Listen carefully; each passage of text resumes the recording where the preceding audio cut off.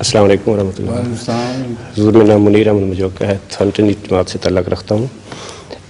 حضور میرا سوال یہ ہے کہ حضور کا جو ترجمہ قرآن ہے اس کے مطابق حضرت ابراہیم علیہ السلام نے جو بتوں کو توڑا تھا, تو اس پر لوگوں نے کہا کہ انہوں نے کہا کہ کیا تو نے ہمارے معبودوں سے یہ کچھ کیا ہے ابراہیم؟ اس نے کہا کہ بلکہ ان کے اس سردار نے یہ کام کیا ہے, بس ان سے پوچھ لو اگر یہ بول سکتے ہیں.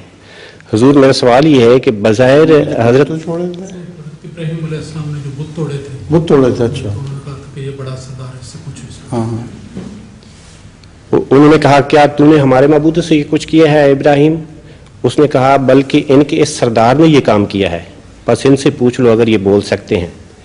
حضور میرا سوال یہ ہے کہ بظاہر حضرت ابراہیم علیہ السلام کا یہ جواب حقیقت کے بالکل خلاف نظر, اس لیے کہ آپ وہ یہ پڑھتے نہیں کہ رکنا کہاں ہے, بل فعلہ کے بعد رکنا ہے, جس کا مطلب ہے کسی نے یہ کیا ہے.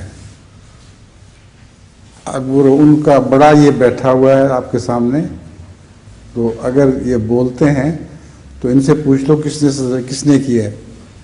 تو بل فعلہ حاضہ کے بعد جو رکنا چاہیے وہ اگر نہ رکیں تو حاضہ سے مراد وہ بت ہو جاتا ہے, یہ مراد نہیں تھی.